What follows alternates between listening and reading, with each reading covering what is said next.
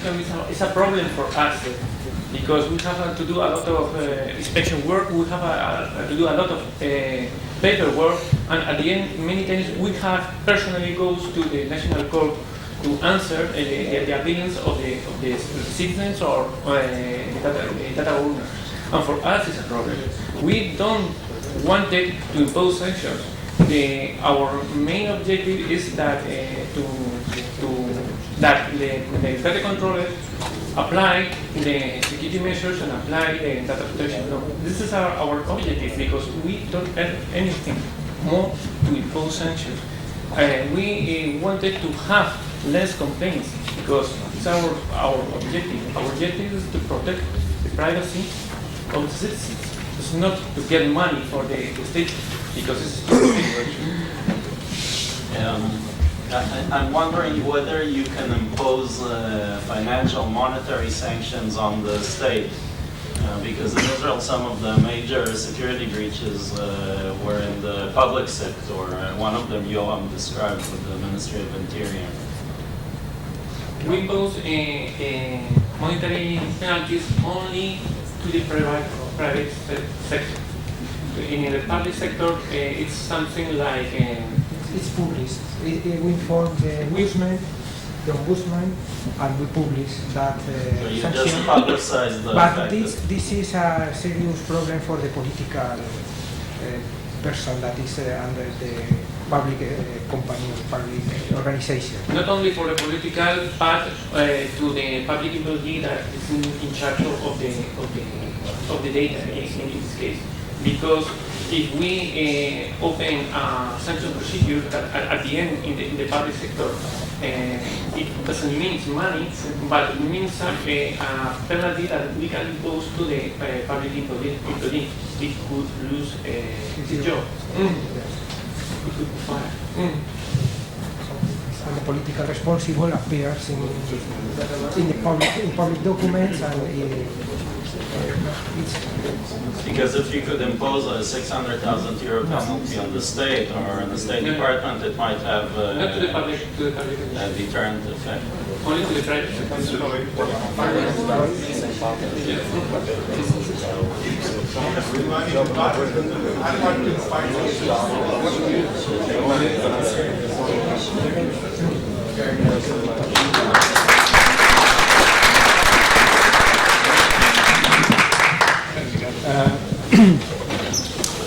Before we proceed to our last speaker, I want to have an announcement with regard to the next winning program, which will be next year, so I'll do it in Hebrew, if it's okay. Next week. הפעילות הבאה היא צפופה יחסית, ובשבוע הבא, ביום רביעי הבא, והיא תעסוק בנושא של outsourcing והעברות מידע לחו"ל. עכשיו, זאת פעילות שיגיעו אליה, אנחנו נוציא היום זה פשוט היה לנו איזשהו עיכוב פנימי, אנחנו נוציא היום את ההזמנה, אני לא בטוח שהציבור שנמצא פה ברובו הוא הציבור שאמור להגיע, כי זה יותר היבטים משפטיים של באיזה אופן לעשות את פעולות האוטסורסינג או איזה מגבלות חלות לגבי העברה לחו"ל, אבל מי שחוזר לארגון ומגיע מארגונים גדולים, אני מאוד מאוד ממליץ להגיע לפעילות הזאת, מכיוון שיהיו בה לפחות שני מומחים שהם ברמה עולמית. אחד זה, הייתי אומר, העורך דין המוביל בעולם בתחום פרטיות, שקוראים לו קריס קונר, הוא שותף בפירמת עורכי הדין הנטון אנד וויליאמס, ונחשב באמת העורך דין שהכי מבין בנושא של הגנת מידע אישי בעולם. הוא אמריקאי שיושב בפריז, הוא מכיר טוב את כל המשטרים בעולם, ומי שרוצה, זה בן אדם שמחייב 500 יורו לשעה, ויהיה לנו פה אותו ליומיים, אז זו הזדמנות מאוד מאוד גדולה, ואפשר לשאול אותו שאלות מאוד מאוד קונקרטיות.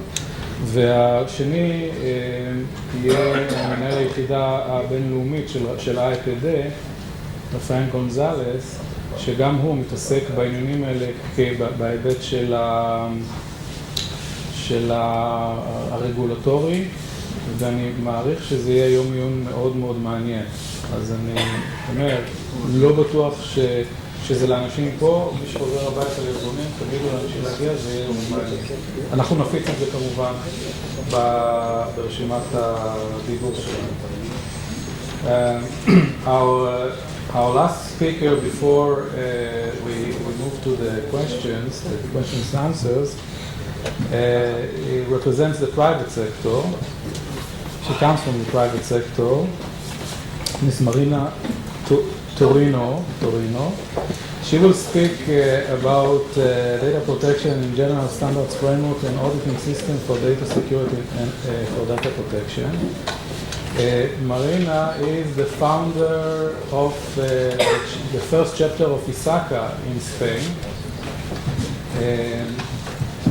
and she's a member of the Internal Auditor Association. She is also an expert that consults to the accreditation body for data security in Spain, so she comes with a lot of knowledge in data security and data protection stuff. I will not be clear by English. I didn't speak anything with your age. That's personal information.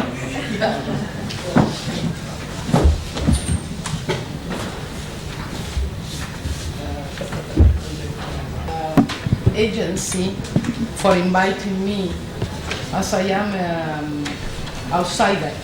I come from the private side, and as our colleague have said before, the private side is the area where fines have to be paid, as the public sector not. So I come from the suffering people. I will try to be very concise and just to pass over 2 or 3 messages, because all the material here is very complex. But just to share with you or to transmit probably my gaps more than my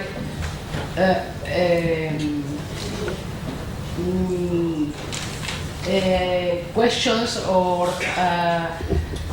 information in detail. 3 parts in the presentation. Data privacy means and security standards. In such aspects go together, in others go other side, each one. Information systems audit. What does it mean to audit information systems as a whole, and just to audit information security regarding data privacy, and how to solve and to try to implement and make to live together, to exist together, both standards and data privacy requirements. As everybody of us know, information technology have or mean risks, mean losses in business, fines, above all in the private sector. What is very important is the negative impact. And for example, I will not say the name, but the last case that Pedro presented is a very well-known company. Everything appeared in the newspapers. And I am conscious that this company suffered more than the fine that the agency decided. They suffer from a negative impact. Okay. What is important, it doesn't matter if it is personal data or other information. There are 3 objectives to protect data, information: integrity, confidentiality, and availability, what is very important also. All of that mean, security measures mean what? Money, costs. And we have, speaking of standards, we have to split. One thing is legal regulations, means they are mandatory a company can be fined if it doesn't comply, and there are rights and duties. This is the legal environment, the law.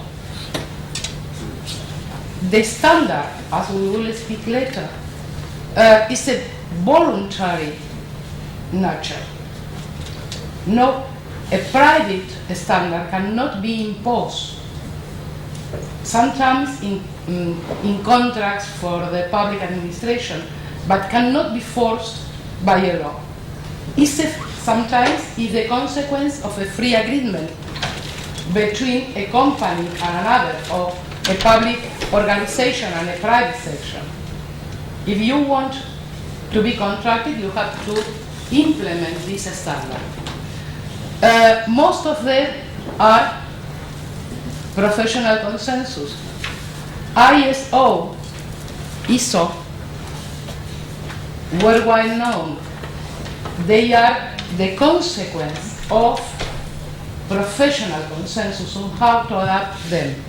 Or, at the same time, are standards that can be considered best practices of industry. Let's see concordances and disparities. If we speak of data protection, personal data protection means information protection applies legal regulation and applies and is considered also in the standards and best practices. When we speak of personal data, it applies regarding legal requirements, but since the point of view of any standard, like 27.1, is personal data plus business information. It's not only personal data. Sometimes for certain companies, financial company is much more important than personal data. Think of an investment bank that has the information to advise its customer how to invest money in the next 24 hours. This information is much more important for the business than the personal data. So security sometimes gets to an equivalent level of needed than the protection of personal data. Control procedures, according to Spain, in our case, legal laws have included, as Pedro said, minimum requirements, but they are there. They are defined, determined controls. When you apply a standard, ISO, 27.1 or whatever it could be, the scope, the controls to be selected are very flexible. Technical environment and dimensions. As our colleague said before, in our regulation in Spain, you have certain controls that are required. Doesn't matter if you are a small company or a big and international one. Doesn't matter. Controls are the same for both of them, depending on the type of data. But when you apply and when you implement a standard, dimension is something taken into account in the risk assessment, which is very important. Auditors, consultants and inspectors, and we get here to a big discussion regarding consultancy or to audit the compliance with legal requirements about personal data. There's always a discussion. The auditor or the consultant should have more technical knowledge or more legal knowledge or internal control knowledge regarding organization controls, regarding implementation of standards for security. There is no doubt. IT security professionals. Let's continue with concordance and disparities. Controls to be implemented. In the law, you have determined controls to be implemented, minimum, but determined. As I don't know if all of you are aware of the ISO 271 that require to make a risk assessment. And there is another standard which is ISO 272 that has a lot of controls. According to the result of the risk assessment, you select which controls should be implemented. So you have a framework, a flexible framework. Though there are differences between legal regulations, legal requirements for security, and the way standards are implemented, even in this case there are discrepancies. Both could be implemented simultaneously without any problem. At least this is my experience. Let's speak of the standards, just to have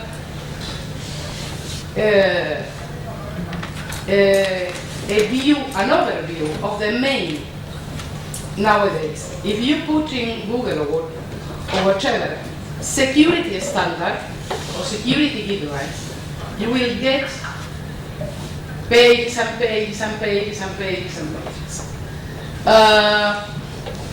The top 10, this could be nowadays, the top 10. 27.1 because it is information security management system. Let's make a remark. It says information security management system. Management means monitoring, but it not means that the real security, that this guarantees real security. That's important.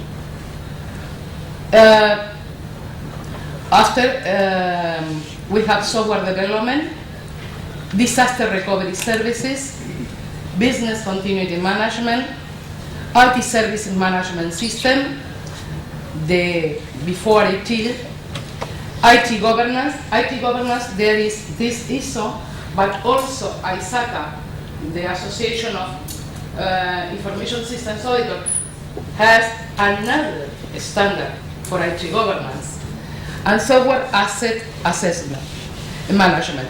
But also here we have all those standards issued by the Carnegie Mellon. There are many. And something important, security does not start with identification, authentication, and finish with encryption. It's much more. Availability is also very important. Information should be available. So we are speaking of disaster recovery services. We are speaking of business continuity management. Sometimes, I don't know if any of you have worked with all this stuff, but if you go through them, you will see that some of them are like a loop. So you have some requirements in 27.1 and you go to 25.999 and you have the same. So really what is important is to have an objective, and regarding this objective, to choose which of these standards has to be implemented. In Spain, we have had in the professional environments a big discussion, because some consultants say if you implement 27.1, that's okay. You have anything additional to be done. It's not true. It's a management system. It doesn't mean that you have all the controls you need. There are another standard, which is related to the Association of the Information Systems Auditors, which is COVID. I am not paying anything about that, but I say probably it's the best. Why? Because it covers nearly all this in one standard. It has 4 domains: how to organize IT, how to organize implementation and acquisition of software. Delivery and support is the processing area, but also security. And finally, an area of monitoring and evaluation and continual evaluation. Maturity cycle has 34 generic IT processes. It's a process oriented. It's not, for me, with my experience, I think the process approach is the best to implement any standard. And has as suggestion 250 controls. But we have not finished. I will not explain on that. Because most of them, just I have put them there. I never had a look to them. NIST standards are 100, 200 pages. So it's just for a long journey. So there are so many. But I want to make a remark about this one. ISO 15408, common criteria. For me, it's the best standard to certify software.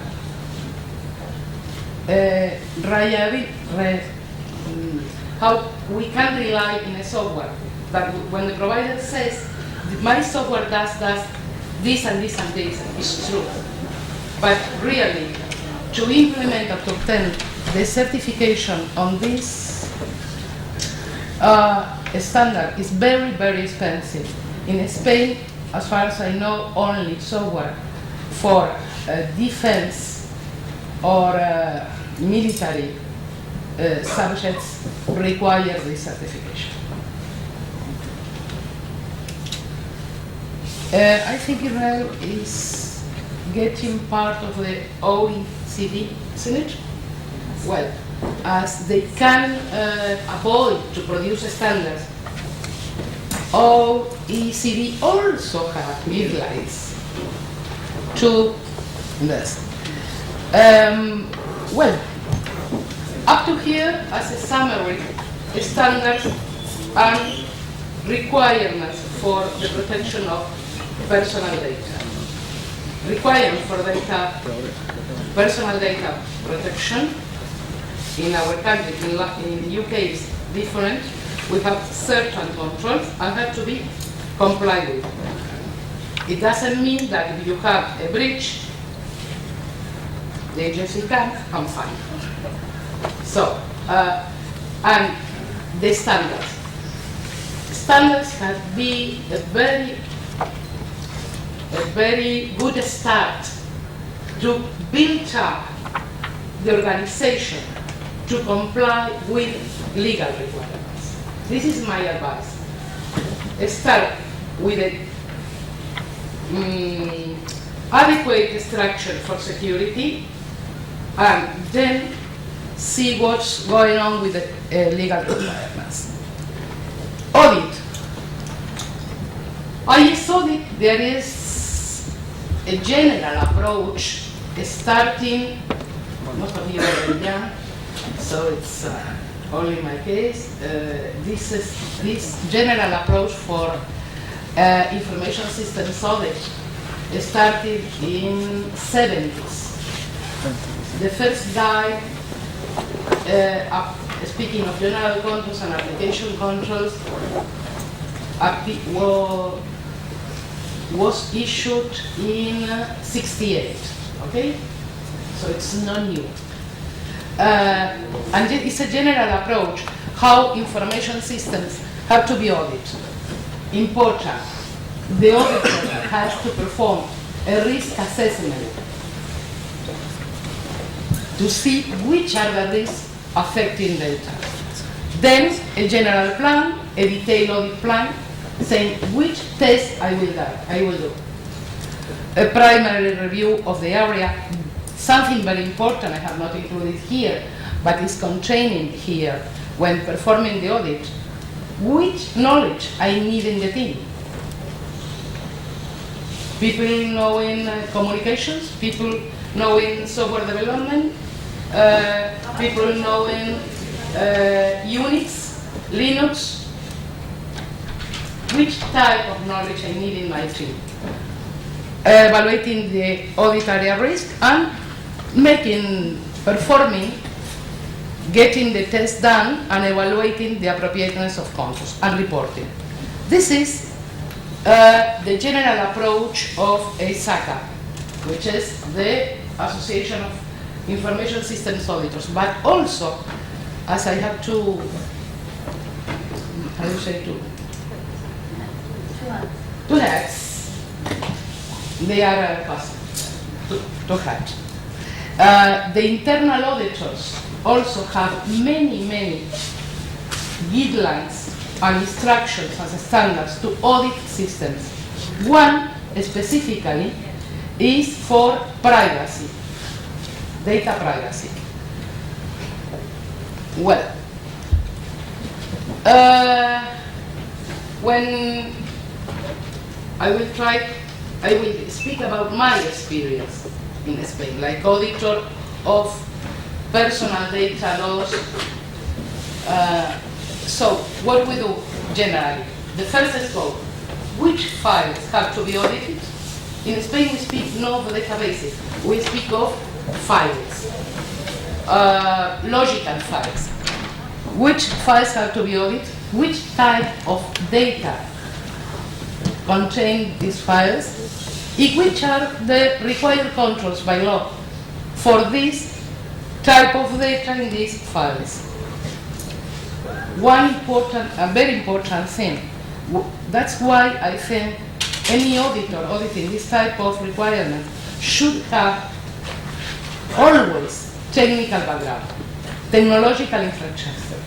The risks are not the same with a Windows internal network that Linux platform or a widespread network with different buildings, different countries. So it is important to know, to understand the risk of the technological structure that the owner of the files have. Who are the owner and who are the responsible of the files? Why is it important? Because with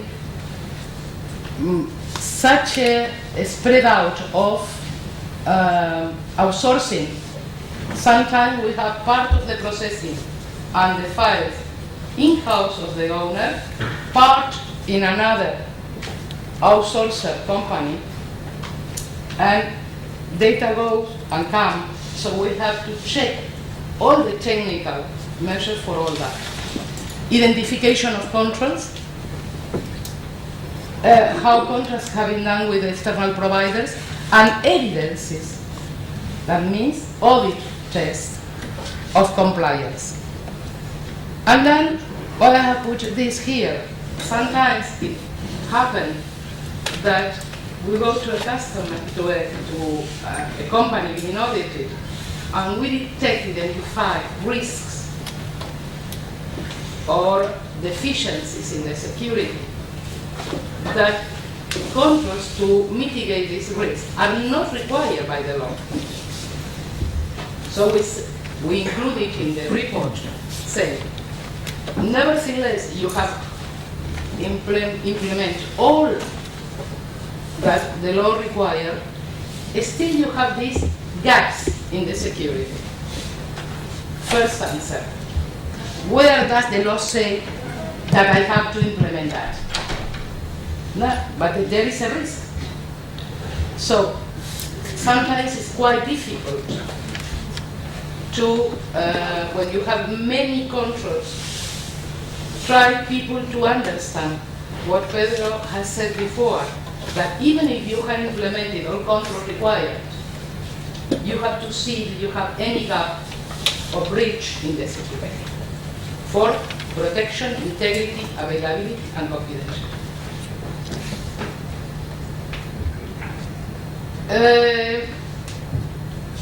In our regulation, the audit could be done by external or internal audit. It's a pity that our regulation doesn't says only that could be internal. We had a previous instruction of the agency, better than we have now, saying that the auditor could not be, should be a department, internal department, created as an independent team, completely to the area audited. The recommendation as the internal auditor could not be the security officer, the manager, the owner, the responsible, the IT manager, or the legal advisor. Well, also, the standards mentioned before have addressed the aspects of audit. There is one standard, which is 27.6, is the requirements that certification bodies should use to audit that 27.1 has been correctly implemented. This is 27 is for the certification bodies. Now there is another standard recently renewed, which is the mother of the audit. All ISO standards regarding audit refer always to this one. It's 1911, which originates from quality processes. And there are two drafts very interesting, just going in and being discussed in the rational, which is 27A, guidance for auditors on information security management system controls, and 27.7, guidelines for information security management systems auditing. Let's see what happened when these two standards appear later. Now realize, this is smartly, we have standards, we have requirements. Now we are in a company, in a private company, we have a lot of money to spend, taxes, headcount, salaries, and now personal data protection.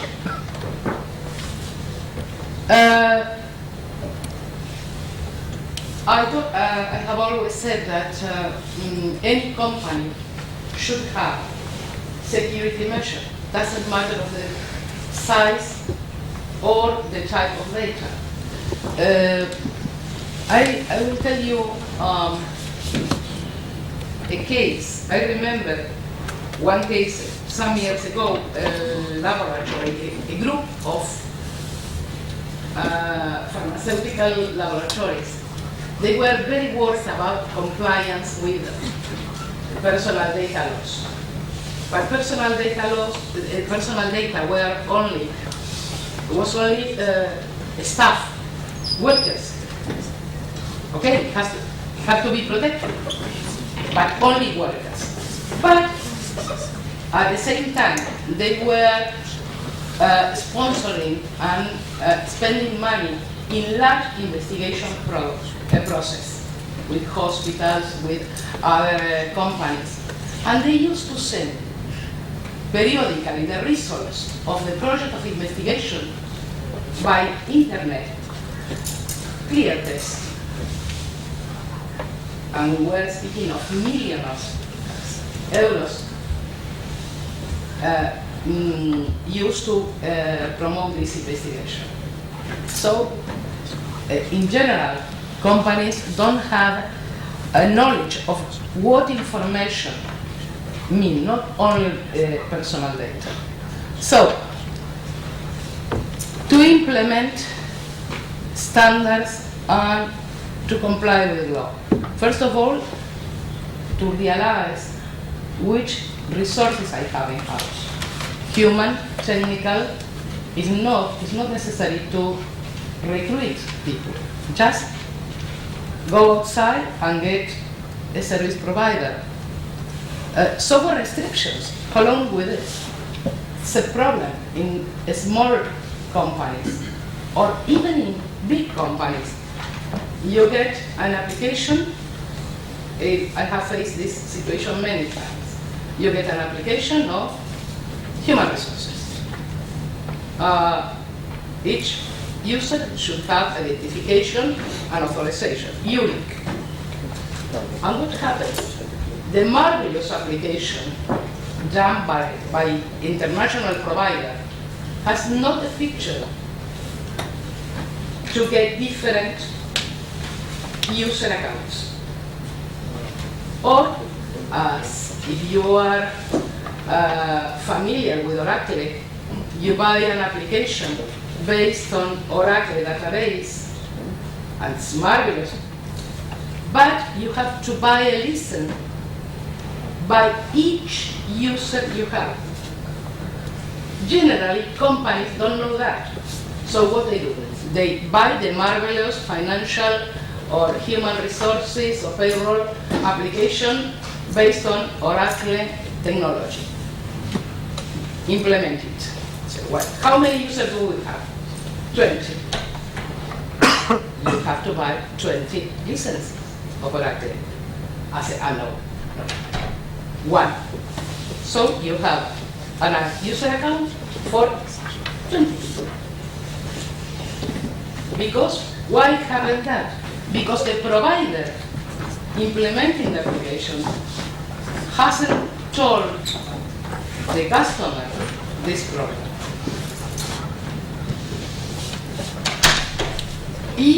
And another problem is that technology goes further. Now we have a pen drive to connect with internet, new risks. So the problem is that it's not you implement control and that's it. No. Next week, if you implement something more, probably you have new risks. Well, here is, as we are passing the time. The only thing is I have some advices here just to use standards and to comply at the same time with the legal regulations. Please, common sense. And have on board a person that knows not only security, but security technology plus internal control for technology. That's it.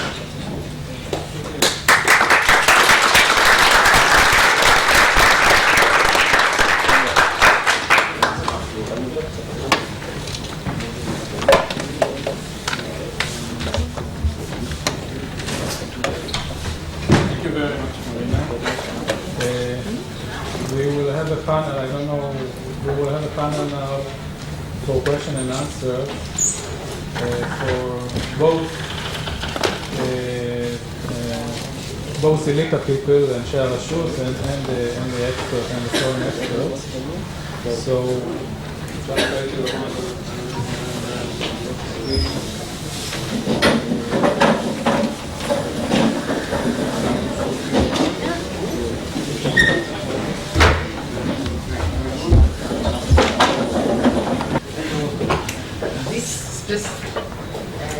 have a few questions.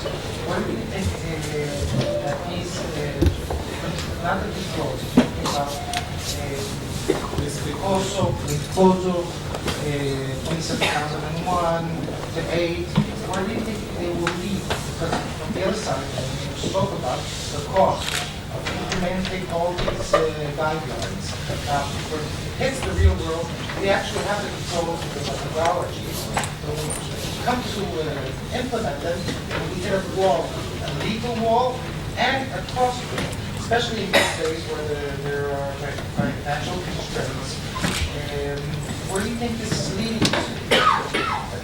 Which methodology will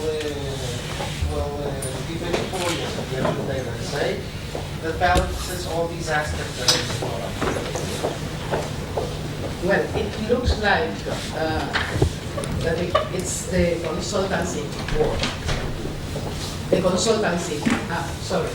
It looks like it is the consultant work. That they will want a lot of money.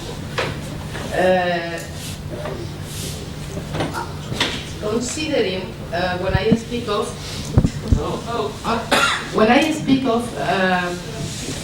to start with guidelines, I don't mean to implement the standards to be certificated. What I mean is use guidelines available.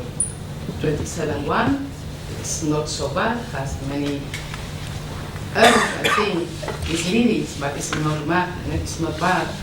Use all of them and just build in a system of internal control for security according to your size.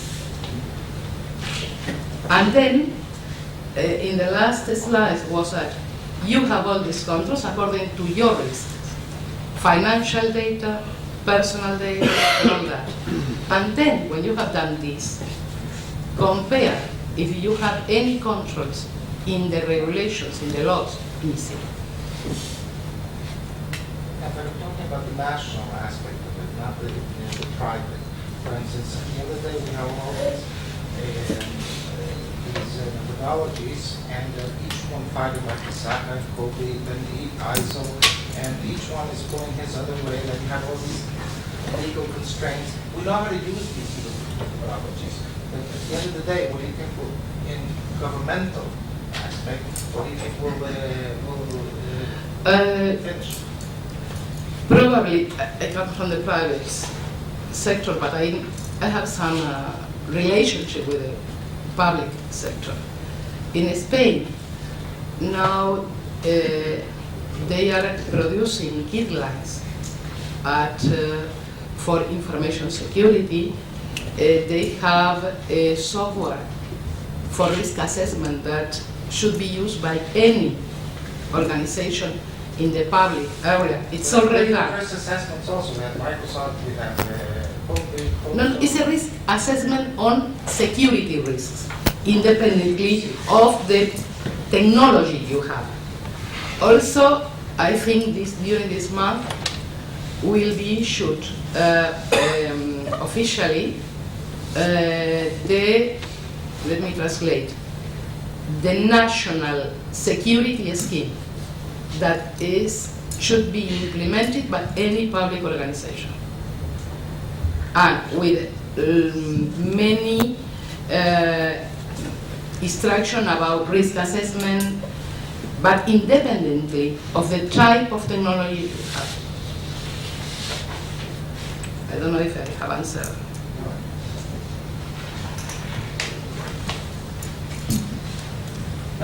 Speak up. It's a question for the panel. And actually, address something that is very important for privacy and security, and this is authentication. Is it intentionally that you didn't say anything about strong authentication versus weak authentication? Do you not believe in it? Maybe the implementation is too expensive for mass markets. What is the reason that strong authentication, which is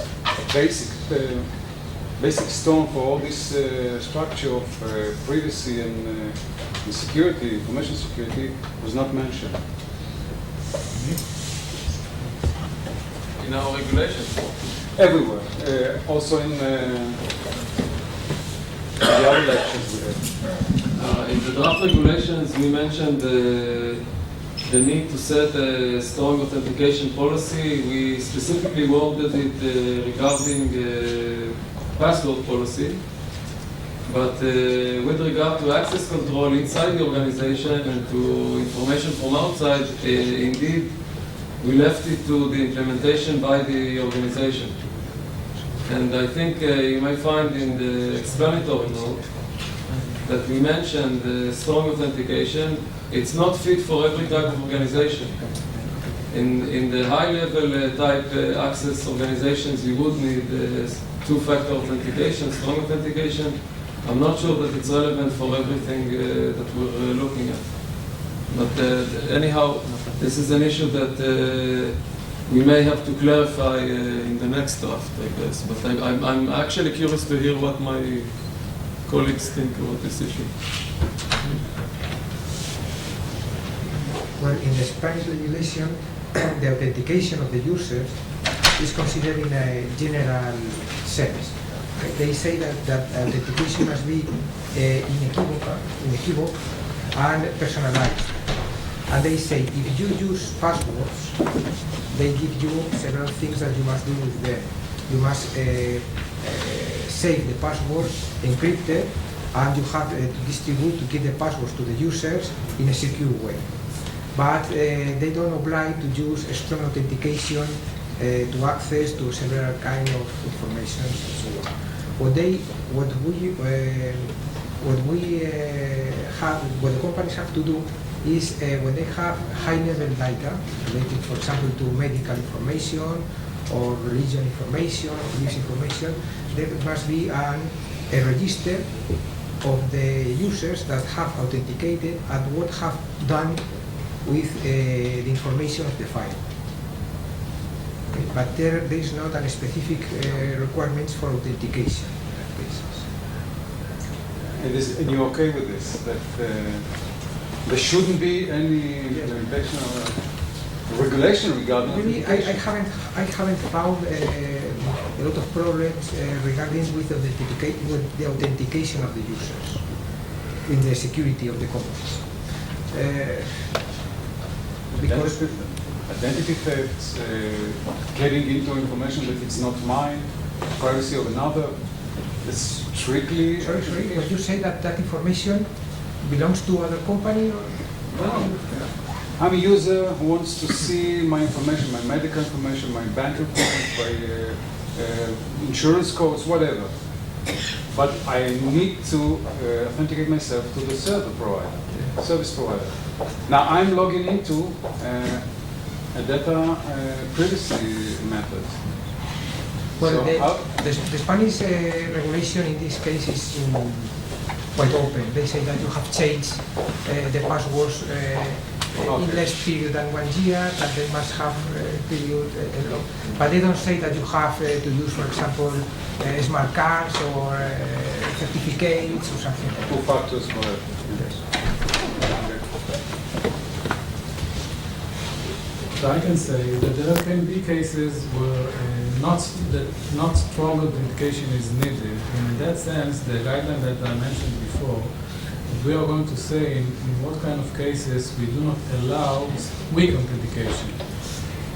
The example that I gave about using all kind of information that is needed to identify the person, if it's an ID number, birthday, things like that exist in the database that is now in the internet.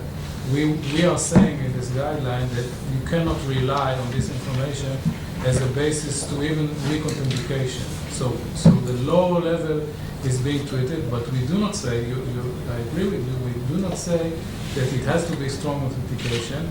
I think that currently there can be that database that holds very minor, not very sensitive information, we can live with that the authentication is based on password or something you know and not something you have or something that you are, but various aspects of something you know, and it will be okay for the specific issue. What we are saying in this guideline is basically that the organization has to check and to do a risk assessment and to understand what kind of information it holds and to whom is going to give access, and then to decide, and if the decision is for cost reasons, we rely only on weak authentication, on just one-factor authentication, and there will be a breach, they will be liable. Okay? That's the point. But we think that in the current situation, we cannot say that the minimum requirement is two-factor authentication. That's the point. What are the guidelines that you refer to? Where can I see them? What?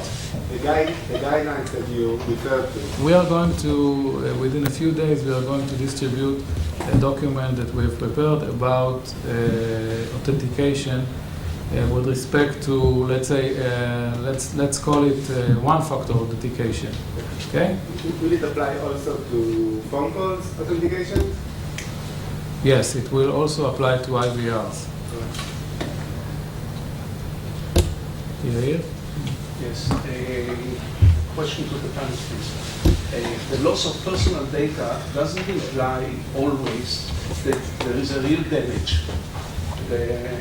Sometimes there is, and sometimes after a while the data is recovered or the media is recovered, and forensic analysis shows that nobody accessed this disk or data or computer, so maybe there was no damage done. Do you have any mechanism or real data about how much damage is done versus the data loss, the personal data loss? In our case, it's evident because our work is driven by the complaints, and when somebody presented a complaint, it's because he considered that his rights has been violated, and therefore have an infringement of the principles of the law. The complaints are coming from the citizens? Of course. I told you before that this year the citizens have submitted 5,000 complaints from citizens. Because many people think that it's the data protection authority that goes against the companies, but this is not true. Are the citizens, you are the citizens that wanted to preserve your rights, and you are the first interested that we work properly.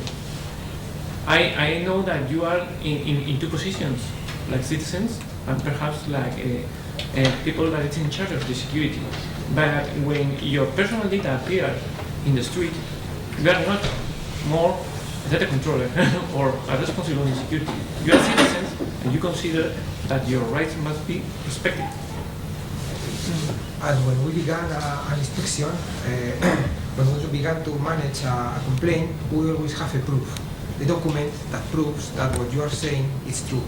It's not that you think, well, this company is very small, it has only 3 people, I suppose that they will not have a security manager, I'm afraid that my data could be processed without the security messages. In that cases, we don't have it. We need a proof, something that you say, well, as I said before, this bill was sent to my husband and I didn't consent. We might look at it slightly differently. In the HMRC, Majesty's Revenue and Customs case, the first one that I showed where the 25 million records were lost, what the Commissioner's view was that, and is in lots of security breaches, if your personal details, including bank account information, has been lost, even though it's never used by anybody and it never surfaces again, we hold the view that will cause you some distress. And we know that many millions of citizens in the UK were distressed because there was a view that if organised crime had got hold of those disks, there could have been a blanket, identity frauds and thefts and bank accounts cleared. So we would then take the view, even if there wasn't any complaints and no evidence that the information was used, that distress had been caused to the subjects of the data. And that's something that we do quite often. And in lots of these big cases, in fairness, there's not been any evidence of any misuse of the information. So it looks like with lots of pen drives, it's an opportunist thief, gets the pen drive, wipes the data off, and then sells it on. But even so, the fact that it's in the public domain that your information has been lost, we think that that is sufficient for us to make a decision that distress has been caused to an individual.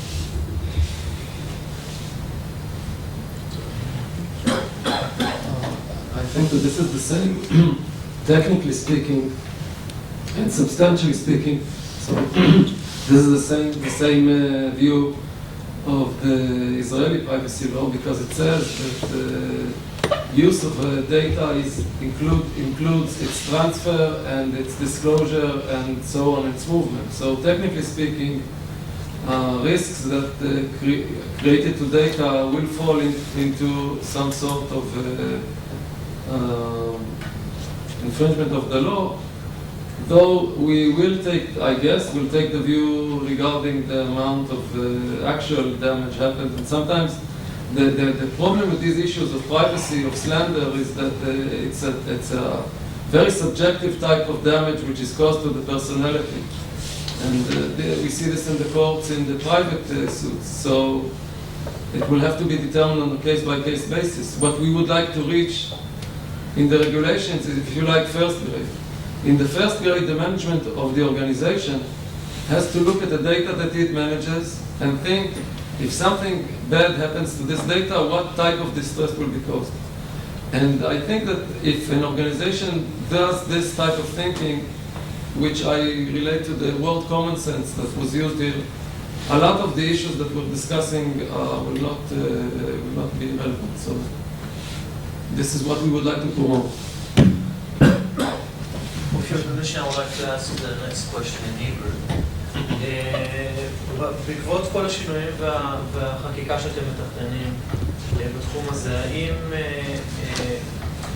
אחת הבעיות שהנזק שנגרם לאדם בודד הוא יחסית קטן ולא בהכרח מצדיק את התהליך המשפטי, החוקי שהוא צריך כדי למצות את הזכויות שלו? האם בכוונה שלכם לאפשר תשתית חוקית, לאפשר תביעות ייצוגיות, שבו אדם מסוים שהוא שייך לציבור מסוים של אנשים, זכותו נפגעת, ואז יהיה לו את האפשרות לתבוע תביעה שהיא יותר רחבה? Okay, the question was related to the submitting of class action in case of data breach, for instance. Privacy law. Privacy laws. Privacy laws.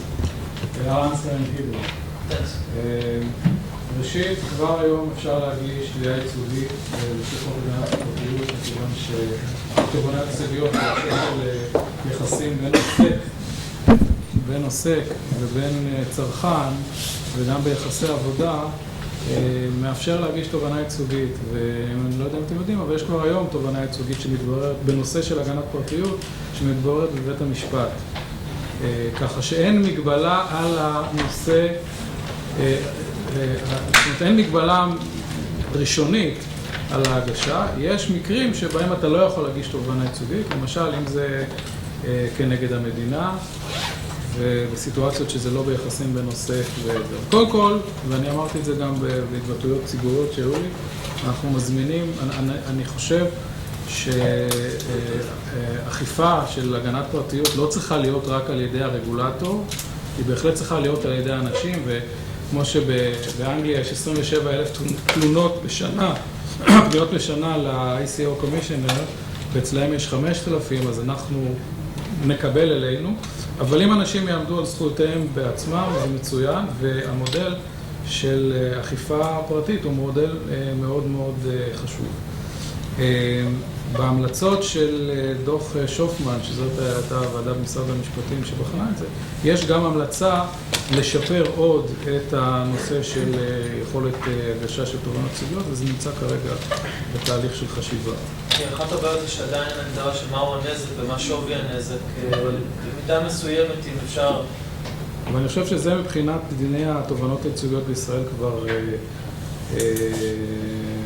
מוסדר, זאת אומרת, זה נכון שאין נזק, אבל יש פסק הדין של הסיליקון בחלב, של תנובה, ששם לא היה נזק, ובכל זאת הכירו איזו תובענה ייצוגית. זאת אומרת, יש את התשתית המשפטית להגיש, ואני כמובן, אני באמת חושב שזה כלי מאוד מאוד חשוב, ויש גם את את המסגרת, נכון, היא לא חלה על כל המקרים של פגיעה בפרטיות, אבל היא בהחלט חלה על הרבה מאוד מהמקרים. ראיתי במסמך שלכם שאתם